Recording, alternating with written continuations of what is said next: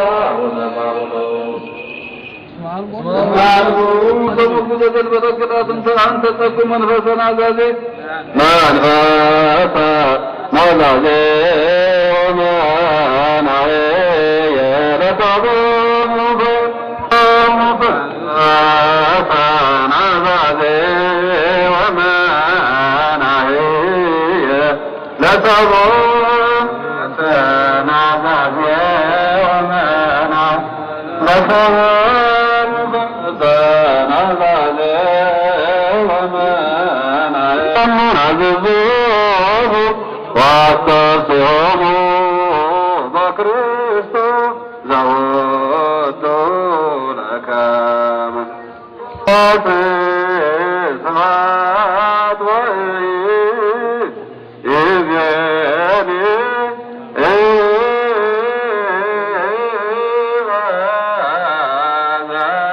ወዘልፈኒ ወለዓለመ ዓለም። አብ ወወልድ ወመንፈስ ቅዱስ ወፍቅር ዓለም ማርያም ድንግል ወላዲተ አምላክ ሞገሰ መስቀሉ አብተረድ ይልክሙ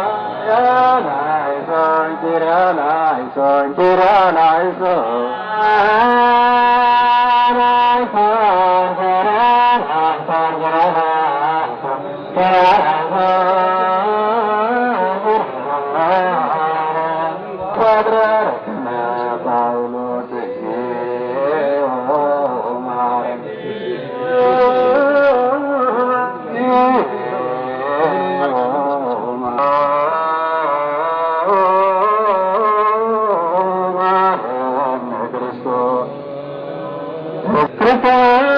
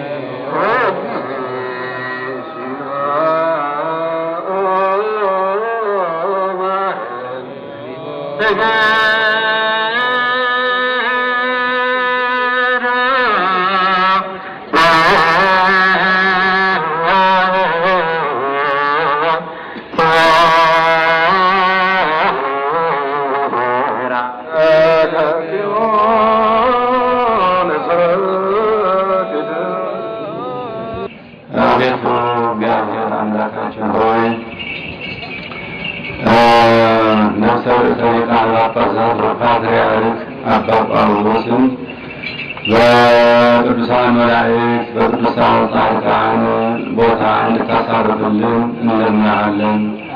በዚህች ቅድስት ቤተ ክርስቲያን የተገኙትን ሊቃነ ጳጳሳቱን፣ ካህናቱን፣ ምዕመናኑን እንደዚሁም ቤተ ዘመዱን ሁሉ እግዚአብሔር በቅዱስ መንፈሱ ያጽናናልን። በረድኤቱ ጠብቀን ሰላማዊ ቀን ያውለን። አቡነ ዘበሰማያት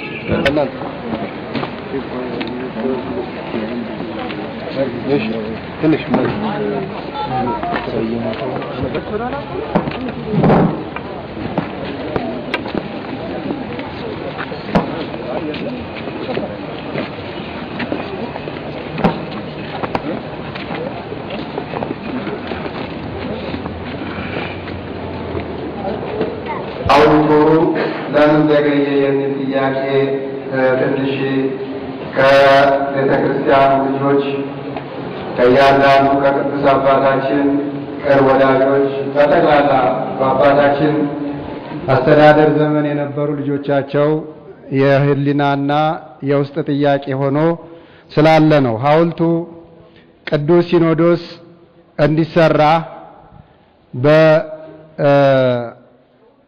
በነሐስ እንዲሰራ ወስኖ ከዛ ኮሚቴ አቋቁሞ ኮሚቴው ይሄንን እንዲያስፈጽም ጨረታ ወጥቶ በጨረታ ያሸነፈው ሰው በውል መሰረት ውል ገብቶ ሐውልቱን በነሐስ እንደሚሰራ ከዛም በኋላ ለሐውልቱ የሚሆን ገንዘብ ተመድቦ በጨረታው መሰረት ሐውልቱን በ186 ቀን እንዲያስረክብ ነበረ ውሉ። ያንንም አላስረከበም። ከዛ በኋላ በመቀጠል ለመንፈቃቸው እንዲደርስ ታስቦ ነበር። አሁንም አላደረሰም። በይበልጥ ደግሞ ለዓመታቸው እንዲያደርስ አሁንም ሰውየው ተጫራቹ እንደውም በዚህ በቅርብ ከሐምሌ ጀምሮ እስካሁን ድረስ በምንፈልግበት ሰዓት ስልኩንም አተን በመጨረሻ ነሐሴ 6 ገደማ ብቅ ብሎ ጀርመን ነበርኩ ብሎ አረዳን። በዚህ ምንም ማድረግ አልቻልንም። አንደኛ ጨረታውን አሸንፎ እሱ ነው እየተጠበቀ ያለው። በዚህ መሰረት አሁን በገባው ውል መሰረት ለጥቅምት ቅዱስ ሲኖዶስ አቅርቦ ብፁዓን አበው ሊቃነ ጳጳሳት ባሉበት ሐውልቱ እንዲመረቅ በዚያው መመሪያ ተሰጥቶታል። ተከታታዩ ሐውልቱን እንዲያሰሩ ኢንጂነር ሰሎሞን ናቸው። እሳቸው ናቸው በስልክ ያጡት። የሐውልቱ መዘግየት በዚህ ምክንያት እንጂ ሌላ ምንም ምክንያት የለውም። ገንዘቡ ለሐውልቱ የተተመነው ገንዘብ በራሱ ባንክ ተቀምጦ ነው ያለው። በኮንትራቱ መዘግየት ብቻ ነው፣ ሌላ ምንም ምክንያት የለውም። አሁን እሱ መግለጫ አንዳንድ ስንጠይቀው ይሄን ጨርሻለሁ፣ አሁን ነሐሱን ብቻ በሚገባው መልኩ አስተካክዬ አምጥቼ ማቆም ነው ያለው። እንዳያችሁት ደግሞ አሁን ይሄ ሐውልቱ የሚቀመጥበት እብነ በረዱ እንዳያችሁት ተስተካክሎ አምሮ ነው የተገኘው። ከስር ከመሰረቱ ጀምሮ አውጥቶት አሁን እንዳያችሁት ነው። የሐውልቱ ጉዳይ በዚህ መሰረት ነው። ለምን እንደዚህ ሆነ፣ እንዴት ቀረ፣ እንዴት እንዲሆነ እንዳትሉ በልባችሁ ውስጥ ቅሬታ እንዳይገባ ነው። በእኛ ምክንያት በቅዱስ ሲኖዶስና በቤተ ክርስቲያኒቶች ልጆች ብቻ ምክንያት ስላልሆነ ይሄን እንድትረዱልን ነው። አበው ሊቃነ ጳጳሳት፣ ቀሳውስትም ዲያቆናትም ጠቅላላ ተሳታፊዎችንም በዚህ ቦታ ላይ ስለተገኛችሁ በረከቱን ረድኤቱን ያሳድርባችሁ፣ የቅዱስነታቸውን በረከት ያሳድርብን። አቤቱ እግዚአብሔር አምላካችን ሆይ ምሕረትህን፣ ቸርነትህን፣ ረድኤትህን ላክልን። ነፍሰ ርእሰ ሊቃነ ጳጳሳት ወፓትርያርክ አባ ጳውሎስ ከማህበረ መላእክት፣ ከማህበረ ጻድቃን፣ ከማህበረ ቅዱሳን ሐዋርያት ጋር እንድትደምርልን እንለምናሃለን። አምላካችን ሆይ በረድኤት ጠብቀን። እግዚአብሔር አምላክ ሆይ በረድኤት በቸርነትህ ጠብቀን። አሜን። አባታችን ሆይ